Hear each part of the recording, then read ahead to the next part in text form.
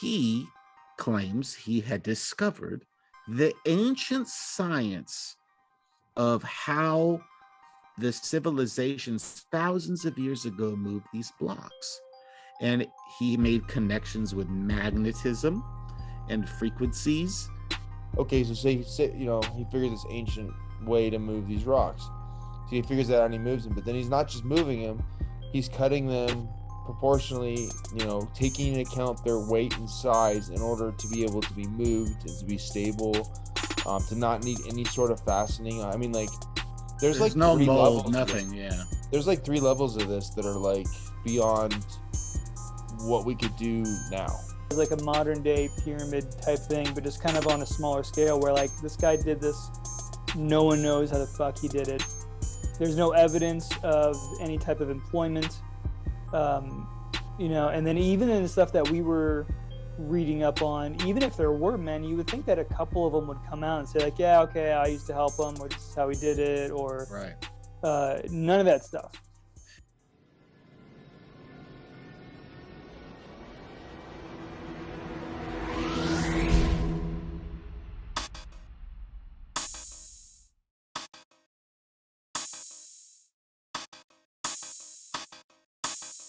It's a modern day like example of shit that happened thousands of years ago, in my opinion. I mean, the fact that he was his size and it was that big, and that there are no records of him using any help. And he was 5 foot tall, 100 pounds.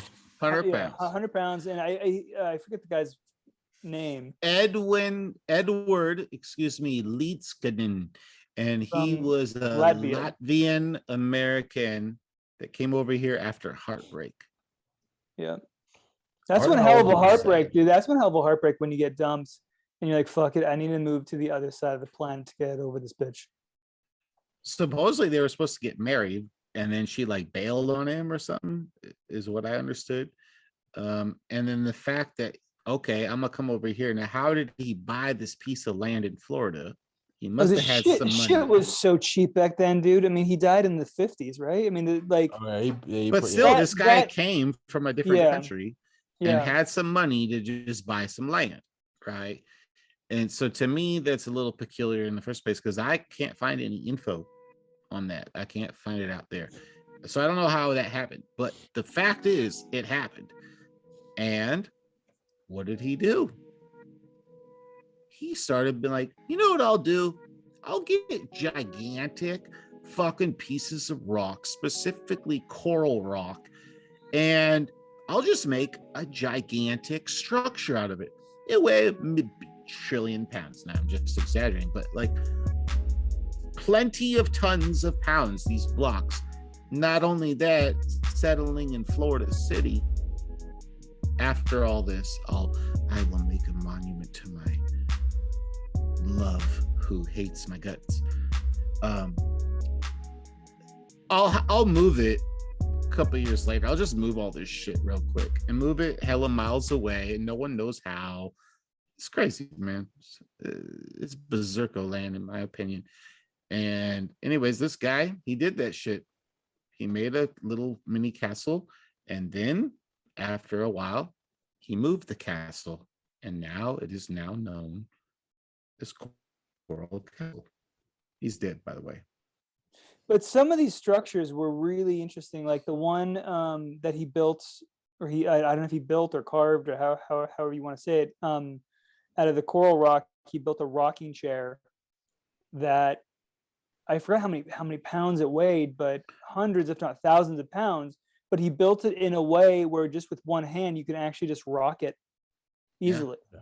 I thought he did like a bunch of rocking chairs, actually. Yeah, and then there was like one specific door or gate that he built that you can easily move with just one hand. That was like over 1,000 pounds, and he like specifically placed all the rocks where he didn't need any type of screws or bolts or support structures. It was all specifically placed accurately to where it's not going to fall, and things can move if they need to move, or tilt if they need to tilt. And even till this day, till this day, that monument exists. Yep. And it is all governed by gravity. Huge stones. Yep. Huge. Moved miles and miles. It's crazy. So I do like how you describe it as like a modern day pyramid type thing, but just kind of on a smaller scale where like this guy did this. No one knows how the fuck he did it. There's no evidence of any type of employment.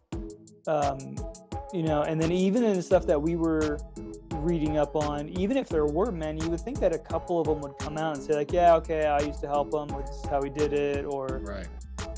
None of that stuff. He had tuberculosis, and he claimed to at a younger age, right? Yeah, and he claimed to have, and he claimed to have healed from it through like magnets. Yep. And back then, tuberculosis, you're dead. You're gonna go out. You're in bad shape. And the other thing too is that like if you were going to, get better from it, like people typically went to drier climates, right? And you're not gonna stay in Miami where it's 100% humidity, and right. You're gonna go to like Arizona. What's interesting to me about this, dude, it kind of blows my mind, but this whole thing is that like where people's focus is in the world, like this is something that defies our understanding of physics, right? I mean, like everything about it, like the capability to move those stones, like what you would, I mean, like it's not just that they couldn't, it's not just that they couldn't find anybody to talk about it, which is huge, but it's not just that. It's also that like when you're talking about stones, there was one stone particularly they mentioned is 30 tons, right? Fucking 60,000 pounds, right? Like you don't move that with a bunch of dudes. Like that is, you need heavy construction equipment, the cranes, like I don't even like, is there can trucks handle I don't know, maybe there is a flatbed somewhere that I don't think so. I don't know of any, like I've seen pictures where they've actually had stones that side that have actually collapsed the flatbed truck. So they can't move. It's not like, and this is way back in the day. Yeah, it's not like when like your parents moved and like we all just showed up and they bought us pizza. Like that's not, right. I mean, like, and just like, so it's like one stone, like it's like so for there to be no records of him, first of all, there's no method in which like science at that, or any kind of engineering at that time period, there's no method in which they could have moved, number one. Number two, there's no record of him attempting to, there's no record of him trying to contract out cranes or whatever, and we're talking about moving miles too, not just picking a stone up and moving it. Yeah. So there's a lot. And then there's no record of of anybody helping him like from a personal record. So you're looking at the situation where he moves these extremely heavy rocks miles, and the people know they were one place and people know they're in the other, and the records of those two things. Yeah. That is what's crazy. And it's also crazy to me, it's not something that's like of all the ridiculous stuff we learned in school, something like that is, I don't know, it's so insane. To me, that is something that like if someone like said you're in 6th grade or whatever, here is something that happened, you would be just mind blown. You would think, and we're here at our age and it's mind blowing. And the fact is that he claimed, okay, so first let me go back. Actually, you said no one ever seen him do this, and in fact supposedly he did all this shit at night because no one ever seen him do this shit. Yeah. And there was one incident in which some teenagers supposedly saw him. They were like spying on him or something, and they described it as these giant fucking massive blocks were just floating in the air and just like la la. And so the fact you acknowledge that, let's just pretend that happened. Those teenagers did indeed see that. And this guy, Mr. Edward, I'll just call him because that's his name, but he claims he had discovered the ancient science of how the civilizations thousands of years ago moved these blocks. And he made connections with magnetism and frequencies And how can it be that this story exists and it exists right now? And we just go there. You go there right now, right? And that's the history behind it. And he claims those things. What's going on there? I mean, to me, it's just, come on, something is going on that we cannot fathom. And if he really discovered the ancient techniques that the Egyptians used for the pyramids, what a dick move in not telling anybody. I knew you were gonna say that. You know what I mean? He kept the secret. Seriously, like don't try to better the world at all, buddy. You know, just your little castle for your 16-year-old girlfriend. He had to get his 25-cent visit, like, tours, though, right? Like that. Well, had to make money, if you think about it, right? Because that's how he made money. That was, people just went there like, I want to see your place. All right, and 25 cents, whatever it was back then, and it still exists today. But now he's dead, and so I feel like if that's the case, right? You're just gonna, who's gonna build this shit first of all, and then you're gonna be like, I don't even have a job. This is my job. I'm building this shit. You know, and I'm charging people 25 cents, or who knows what that's equivalent now, but it's still there. Who owns it? I don't even know. We talk about how crazy is he moving it, and like him moving it is crazy. Like it's like, you know, it's like level 1 of mind blown, and there's no way that we could really figure that out, like in a conversation. Like, but miles. But yeah, and we might be thinking of it as you know, too far off the scale. We might be shocked if we actually found out maybe how potentially easy it was for him to move it. This is definitely a smaller scale, but very, very small scale. But my father, when he inherited one of his buddies' gun safes, I was there for that. You were there for that. It's this, I mean, I don't even know how many hundreds of pounds it is, but we couldn't carry it. It's like this giant steel safe that survived the 1906 earthquake in San Francisco. The entire building around it collapsed, and my dad's buddy had it. And this dude came, and he was a professional. Yeah, he was a professional safe mover. He had a flatbed truck, and he moved it with just a couple 2x4s. Like, we thought he was gonna be some like crane and some special equipment, dude. It was just him. We're like, there was like me, you, a bunch of other guys with like strong backs, and we're like, do you need help? It's like, no, I just had a couple 2x4s. Yeah, but I mean, you're talking about, you know, at most like a ton, right? Maybe, yeah. And this guy's structures were like, and it's also something that's like, what, like it was 5 on wheel feet by 4 feet. Yeah, it's true, right? Yeah. But like, you know, so like, you know, we kind of established like moving these 30-ton rocks, you know, it's like across these distances is something that's like, there's something going on there that we don't understand physics and engineering right now, right? But also, like, there's the carving of it himself, which is a crazy amount of work. I mean, it's doable, right? And I mean, we try to take years and years. Think how long, like, you know, sculptures take for artists and such. And do they know how they carved it, or is it one of those things where like lasers today couldn't carve that shit that he carved? I don't know the answer to that. Even then, how he just got a hold of this stuff, and it was, you know, early 1900s kind of thing, and this will just moving gigantic rocks. There was one I read that was like 30 tons. Yeah, and it's at the top. Yeah. So okay, how do you no one ever seen him do it? Well, it's not just the carving the shapes too, man. Like, because he carves those neat shapes, but he carves them in a way that, like, you would have to be using, like, you'd have to be good at math and engineering in order, like, for instance, the rocking chairs, to be able to distribute the weight correctly, for it to rock those, to be able to place the stones correctly for the door and some of the other stones the way they were placed. Like, it's not just like, okay, so say, you know, he figures this ancient way to move these rocks. So he figures that out and he moves them, but then he's not just moving them, he's cutting them proportionally, you know, taking into account their weight and size in order to be able to be moved and to be stable, to not need any sort of fastening. I mean, like, there's like no three mold, levels of this. nothing. Yeah. There's like 3 levels of this that are like beyond what we could do now. And that's crazy. It's crazy. It's crazy to me looking at the story. It's not just, well, how the hell did he move that shit, without any help? How did he move it miles?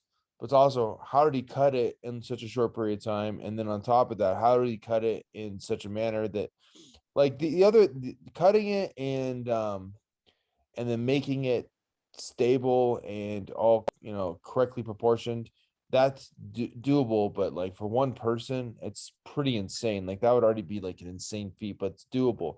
But moving, it's like not doable with one person. It's not doable with 100 people. There's no way. Like 100 people, if you're looking at like what can like an average person lift. So you had, say, 100 regular dudes that could all lift at their best, like to walk a few feet, 200 pounds, Mm-hmm. So like even then you're like, well, fuck, dude. Like now And no one was ever around this guy. He was just a loner, and the fact that he started in one place with all these rocks and moved them somewhere else. And now you have even more extravagant kind of accomplishments in terms of, I'm just gonna make this shit over years and years and years, and no one knows how I did it. But supposedly this guy has a book. Now, I have not read this book, and he details the means in which some of these things were accomplished. Some of it has to do, from what I understand, is like a tuner you get for like a piano or a violin or whatever, right? Yeah. Bing, that kind of thing. The sound aspect of it is supposedly related to magnetism. And our understanding now of how obviously magnetism and electricity interact, they're basically the same thing. Now, we know that electricity and magnetism are intricately involved with one another. This is part of our understanding of modern science.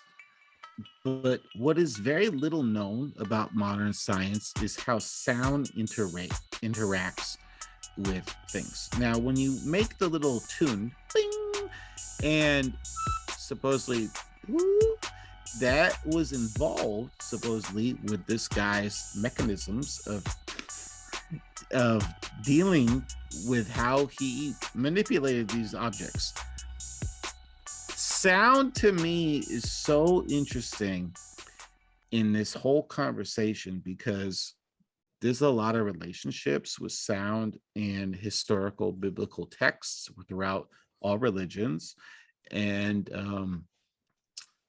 could it be that it's not just magnetism? Could it be that the actual frequency of the sound that's produced creates a vibration in which we tune into? What's weird about this Coral Castle is that, ironically, this is a spot on Earth that maybe you would refer to as a vortex.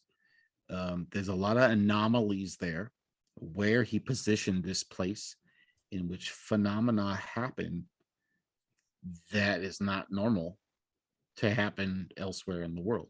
Well, they were saying that same thing about in terms of like specific placement down in Miami, and then also the pyramids over in Egypt, the Stonehenge, like it was very specifically placed. Stuff like that, like you were just talking about. It's interesting thinking about like the anatomy of the ear and how like it takes in vibrations, and that's how like it translates sound to your brain, right? What trips me out is like you think about like sound is crazy. Like how like you listen to one song and it puts you in a good mood, and one song that puts you in a bad mood. Like it just kind of like common sense to us. Yeah, like dark ominous tones will kind of like give you more negative outlook, right? Listen to like high pitched music, fast paced music, certain things get you like riled up to work out. Like calming music calms you down, like meditative music at like a massage parlor, right? So like, why the fuck is that? Is that something that's pre-programmed in our brain, or is there like an actual science to that? Like there is a science to that. the way that the music and the vibrations being translated to your brain. Like that's some crazy shit. I really haven't thought about that before. But it's now proven fact that sound can obtain mass. How crazy is that, right? You would never think of sound as something that has mass. It's a sound because we perceive it that way. Yeah. Right? But sound is an integral part of our reality. And I think that, to me, it's very intriguing, sound itself, because it's not as explored as some of the other phenomena. And sound is everyday life. I mean, even if you're deaf, there's sound going on and it's affecting you because of the vibrations, right? And so let's think of this. When you go back to like the consciousness states and like the whole, like, I'm gonna go into this wave and then I'm gonna go into sleep wave and I'm gonna go into pre-sleep wave, whatever the hell it is. Our brains go through all these cycles. And what happens is our brains produce a frequency that has to do with how often it repeats itself. It's a periodic type of wave, and the period is more fast when we're conscious, right? But when we're asleep, that period is slower. And we can correlate that to the same frequencies of sound waves, because sound is all about waves, right? How fast is something oscillating, and how high does it go? How low does it go? That's all it is. When we're asleep, it's about, I guess 3 to 5 hertz of frequency. But when we're awake, it can go up to like almost 40 hertz. Let's suppose you're awake and you produce the frequency in which it is the same frequency as when you're asleep. Theory is your brain, and this is very much backed up by mathematics, you put a wave out there, put another wave out there, 2 different waves. They're going to find a way to find equilibrium. And so the chicks in their periods when they live in the same house. Shit, you don't have to tell me about that, dude. I know. That's what was interesting, is that if you have 2 different wave sounds coming into your like, 7 megahertz in your left ear and 4 megahertz in your right ear or something, in your brain, it's gonna find a medium, Yeah, it's crazy. Exactly. That's what's fucking nuts. Your brain's gonna do the mathematical equation for you.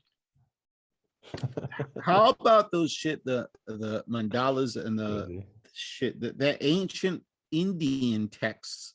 Hey, what's that called? The metal plate that they had like the transponder on, that they were doing different frequencies, and they put the sand on the metal plate. There's a name for that plate. Oh, well, plate.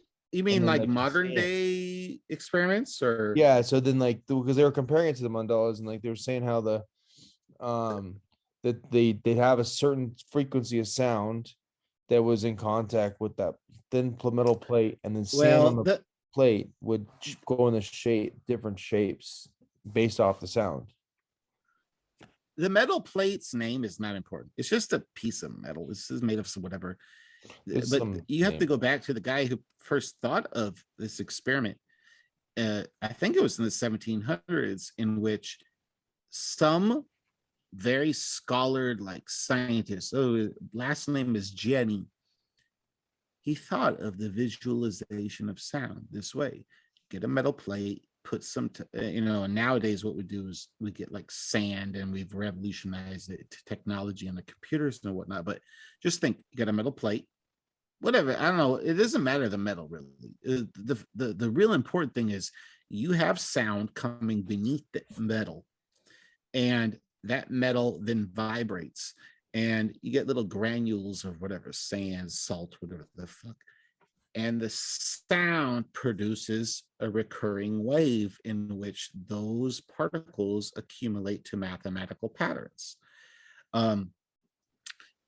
This is a real it's fucking crazy. I'm seeing it. It's an absolutely real thing that we can use to visualize sound. because we still don't understand sound so much, right? But it's a great way to understand it in a little more better way, I guess. And so when you start producing the sounds and you go back to like ancient traditions, especially like Indian Hindu texts, which Om is a very, hopefully I would hope that people know about the concept of Om. But yeah, the sound of creation, the sound of the universe, what happens when you map Om to those same diagrams? It produces a diagram which is consistent with flying machines in the biblical texts of the ancient Hinduism. Yeah, that was fucking amazing. That's fucking crazy. Yeah. Crazy. Yeah. That's what I was saying about earlier, but with talking about these Coral City, it was like, you're like, there's this shit in the world that's scientifically backed that is insane, that there's really no explanation for it. And there it's like lowest rung of information passed on in education, and then highest rung is just some ridiculous shit that doesn't matter. And like that's like that is really fucking interesting. And like I don't know, and then that we're talking about something from the 1700s. It's obviously, you know, some of the random science shit that doesn't matter that we learn. There's like this really, really interesting, like unexplainable shit that's out there. And what was interesting is that they were doing, you know, there's examples online and on shows of them levitating things. You know, the little bits of sand or the ping pong balls, the ping pong ball, and they had that because they had sound not just coming from below, but coming from all around it, right? And like stabilized in the middle. Yeah. It's like three-dimensional sound. Yeah, and it just spun. Yeah, I mean, it's fucking crazy. And they've done experiments where they've levitated like fish. You know, I forget what I couldn't find the size of the fish, but you know, kind of heavier things. I'm wondering what happens if you put something alive in there. If you put like a little rat or something, you know, how much sound would it take to levitate it? I don't think it depends on the consciousness. I think it depends on the mass of the object. So I don't give a shit if you're conscious. So that's what I mean is not about the consciousness, but I'm wondering what would happen to the rat's body, to the structure of the body. Would it be hurt? Would it be damaged? At what point would that sound take to levitate it before it's like, all right, you know, there's no point in levitating it because we've just crushed it? But isn't it more about frequency than volume? Am I incorrect on that? It's all about frequency. I don't know. I mean, I guess under certain circumstances you could crush the mass of the mouse and it dies or whatever. But in general, like I said in previous podcasts, we are all vibrating. Every single thing around you is vibrating, and it vibrates at certain frequencies. And so, you know, you want to think the rat put some vibrations through it, fine. Levitate it, fine. I think the rat could survive as long as gravity after the experiment doesn't take hold of it and crush it to the earth. Yeah, ping pong ball is pretty fragile, and it like survived pretty good. Doesn't the military have some type of weapon with sound? Yeah, well, how about all the things nowadays where like all the diplomats are getting hit with the sound shit in their brain? Yeah, but then talking about. I thought that there was something with the Navy where they're using some type of sound or fuck, I don't know. It's interesting. But maybe it was the diplomats. Maybe, you know, they're all getting like headaches and tumors and all that shit. But that's the thing. Maybe sound military technology can do that shit now. We're just they're ahead of us, you know, civilian wise. Like, sound is legit, dude. You think about like a dog whistle, right? It's so quiet. Like if you could make a weapon that was at a frequency that you couldn't hear. I'd like to get that tool if I could have it. I wonder if I could get people to do things for me. A human dog whistle? I'd whistle them, like, you know. It would make hunting a lot easier. You wouldn't have to have a rifle. Come here, deer. Kind of like, yeah. Get over here. Last shit. Hey, how about this though? Okay, so this unfortunately is a huge topic that I go way deep into called remote viewing. Y'all guys know about this? Dude, yeah, I've seen Men Staring at Goats, so I'm pretty familiar with it. That's a great movie, and it's based on a lot of actual facts, including military stuff and whatnot, and that it is a scientifically studied phenomenon for a person to be trained to visualize things elsewhere in the universe. Think of this. This is crazy. And the military has done this. And The Man Who Stare at Goats, great movie. It's based on this story, a lot of intelligence there. But think of this. Their claim is that, okay, we can tap into a frequency in which we can observe other places that are beyond our scope, right? Like thousands of miles away or millions of miles away or whatever. And you can train your brain to do this. Now, here's the crazy shit. With the sound stuff, it's very consistent because you're just tapping into a different frequency of your consciousness. Your brain is just doing its thing, and you tap into the other frequency. There is a documented incident in which the most trained professional remote viewers, I don't know if you saw this, what the gangster fool of them all was like, holy shit, am I hallucinating? Something's happening. We're doing a remote viewing right now, and there's like fucking aliens talking to me and shit. Then all the other remote viewers were like, I see the same shit. So to me, that sounds like if a random person listens and they go, that's some weird ass bullshit, but it's all scientifically fact. Right. That was interesting how multiple people were having the same image, where if it's just one person, it's like, all right, you're just delusional or you're just imagining it or something. But if it's kind of goes back to like what we were talking about with I forget if it was the documentary The Phenomenon, but specifically those children in South Africa when they had that mass Zimbabwe. Yeah. And there was like something like 40 or 50 people, I forget what the exact number was, but where they all had eyewitness accounts. And some people could chalk that up to like, oh, they were just delusional or they didn't actually see it.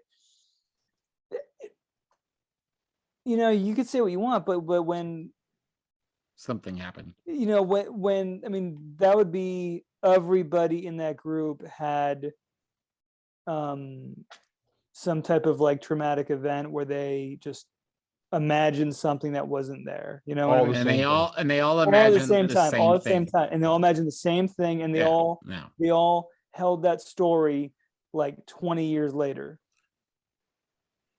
right? And that's I guess that's all like consistent with the remote viewers, like a collective delusional episode.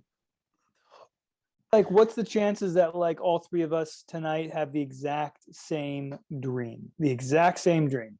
All right, let's pick a dream right now. A good dream. Yeah, imagine a dream in your head and just project it to us through Zoom. All right, I'm gonna do it. Well, I just kind of wonder, like, if that guy was able to figure out laws of gravity and using harmonics potentially, or whatever secrets of the world the ancient aliens or the Egyptians used.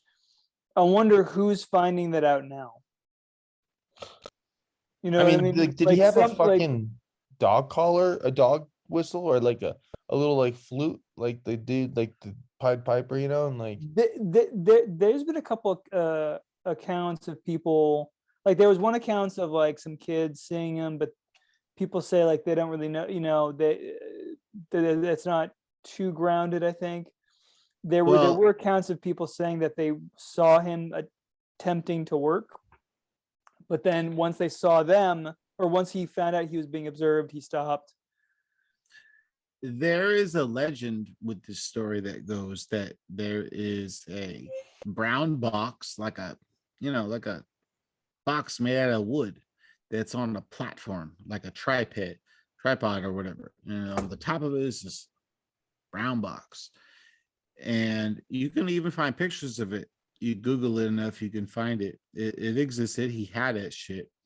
And supposedly there is some type of phenomena associated with that, where that was the thing that did shit, right? It helped do all the secrets, but yet that thing is missing till this day. Supposedly, when he died, that shit went missing. It's probably in that warehouse, dude, in Indiana Jones. It has like the Ark of the Covenant, and, like alien remains, and like oh yeah, Coral City box. S4. You know, I mean, honestly, dude, like if that was investigated at that time by the government, especially the way the government was then, well, I guess it still is that way now. They probably snatched that shit up, dude. Yeah. Who knows? I mean, the fact that the guy's just chilling from a different country in Florida, just chilling, and he's like, I'm gonna do this, and he does it, and no one knows how he did it. No one ever saw him do that shit. Something's weird. Something weird. I mean, come on. Well, like, so out of all the research that I did, which wasn't too in depth, but there was no accounts of like any government agency going down there and interviewing him or figuring out like, hey, what do you do? You know, how'd you move this shit? You know? Well, yeah, I mean, not out in the outside, but I mean, like, well, even now, right? Right, but I mean, like, that doesn't mean that they didn't have people, you know, undercover taking tours of it, and like, yeah, that's the thing is like, if you took a high school class right now and load them up in a bus and took them that shit, you know, especially with attention spans these days, they'd be like, all right, cool, whatever, right? But they wouldn't. I guarantee you, there'd be maybe a couple of them who are like into science. It'd be like, you know, holy shit, this is insane. But most dude, of them, I don't know, man. I think if you put like a random bunch of 20 kids right there in front of that shit and be like, how do you think that he moved this here? Well, what they come up with, this pretty good experiment, actually. Kids have a lot of intuition that we don't, you know. Sure, I'm just talking about interest more so than I am about like their ability. You know what I mean? Like, yeah, sure. Like I want to go on Roblox right now. Yeah, I want to get back on my phone and, you know, look at social media, or like, you know, like I was just thinking myself at that age, like I'd be like, yeah, that's really neat, and then move on, not really understand the gravity of it. But like, when we were kids though, we didn't have shit. I think, dude, if we were kids, I would have been more excited that we had a field trip that just took us away from school than like I don't care what it was. We get to be on looking around at like the hottest chicks in the classes, short skirts in Florida, and like thinking about going to the pool later. But yeah, my point is that like the government though, like, you know, if somehow they got a whiff of it, it's not impossible to think that they'd be like, how is this done? And then sit down with somebody and be like, holy shit, how did he do this? And it'd be like, well, there's a rumor about this box. And then when he dies, the fucking FBI or CIA or something that swipes the box. And then they go do the same shit they did with the Roswell crash site. They try to backwards engineer it or play with it. I don't think that's impossible. Yeah. Because what for sure though, that box existed. They have photographs of it, and it's referred to in many documents as that shit had a crucial role in the stones. And then he claims, I moved the stones because I learned the ancient tricks of Egypt and all this stuff. So something's going on there that what's astonishing to me actually is that this place you could still go to. You know, I know with COVID, but you go there, you know, just check it out. I think it'd be pretty fun to go there, actually. Yeah, I like to do my lifetime for sure. Next time down, isn't well, whatever. I didn't bring up any personal demographics, but like oh no, so Miami, from where my siblings are, since they're central, 4 or 5 hour drive. Yeah. So yeah, I mean, I would definitely like to see that in my lifetime. There's a lot of weird stuff like that, like that. Yeah, a lot of weird shit in Miami, dude. Yeah, weirder than that. But I mean, like, yeah, it's a lot of the stuff's like just the fact that they're able to move the ping pong ball. It's kind of like if you look at the progression of science, a lot of things like, you know, it's inches, not miles. But they've done the ping pong ball, but there was also a scientist up in Canada, a physicist, who was able to like levitate I think a bowling ball or something, like some really weighted things. Have you ever seen the documentary Dan Aykroyd Unplugged? No. Oh, really interesting. Really interesting. Dan Aykroyd is super knowledgeable. He goes really deep into UFOs and government type stuff, and really good documentary. Or, I guess it's a documentary. Or it's a interview of Dan Aykroyd, and then it's spliced in with like footage of UFO pictures and all crap. But there was a physicist who was able to figure out levitation of some things. I forget what kind of machine he developed, but I don't know. All I'm saying is like a progression, right? It's a progression. So like the fact that I was thinking about this too, like how like there's a lot of technology like that like over like the centuries that's just disappeared, right? Like like Rome had aqueducts and like a sewer system and all this stuff, and then for that they destroyed Rome, and then for 100 years after that there's like nothing at that level of technology. It's interesting to think that what are we looking at now, like 1,000 years ago ish, give or take a couple hundred years, that they had this technology, or even a couple thousand, 3,000 years ago, and then we lost it somehow. And then now you're kind of watching the progression of them bringing it back, Yeah, why is it that we have no real good documented history, evidence-wise? I mean, just date back a couple thousand years. You think that would be a thing that is feasible to do, and yet we based it all on a lot of scriptures and ancient writings and things like this, and yet a lot of them seem to indicate that there was some kind of weird ass shit going on, but yet now people just go, okay, I'm either gonna like be super religious and follow this one little very strict kind of outline of the topic, or I'm just not gonna even fucking learn anything about any of this shit, right? I mean, our existence is based on these things, and we don't understand them fully, and we try to, but now all we do is follow those past these youngsters, right? And we, as our generation, have to go, let me think about this dumbass shit. There's so much shit, right? Including the possibility that acoustics is a very, very important part of our existence. And so, like I said many times, our brains are just so human. We can't comprehend it, man. We got our own little senses, and we sense this and that. Well, and then we go to sleep, It makes sense that we weren't able to obtain how we built the pyramids, when if you look at like all the other crap that we lost in history, how much we lose just as much knowledge as we gain, right? Yeah, I mean, harmonics is something that like it's something I never really put too much thought into until this week when really deep dive in it, and like it's really interesting to think that there's this technology that can actually move objects, can like decrease their mass to be able to move them based off of sound.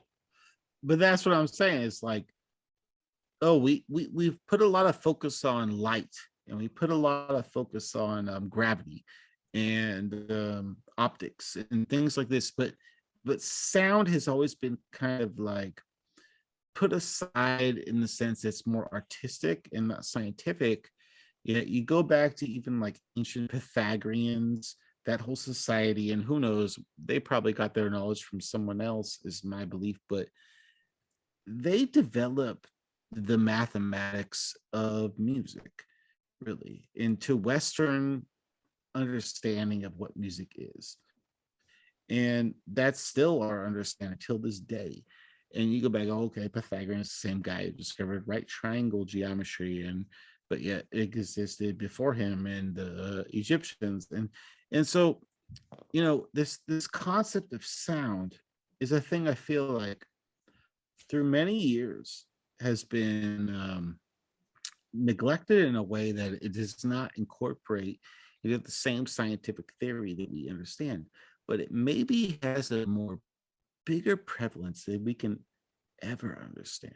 Like it's part, those vibrations, those sounds we perceive as a sound. Oh, look at that sound. It sounds so high. Bing, dong, bo, blong, boom. Whatever the fuck, right? It's a sound. It ain't nothing. It ain't nothing but a thing happening. And you just be like, yeah, I'm a human. I got that sound. Right. You know what I'm saying? You see, there's one the documentary in harmonics, they're talking about like Merlin with Stonehenge, and there was like some comments about that. It's interesting thing about like perspective of like magic and like the relationship with magic and science, you know, like it's kind of like magic, science is just the explanation of magic, really, and what we consider to be magic. It's just like science explaining it. And like, so like if there was a technique in that time period of utilizing harmonics in order to lift heavy objects, to them, that person who was just a skilled operator of sound somewhere or another with some sort of tools would just be like, you know, a wizard, right? Now they're scientists.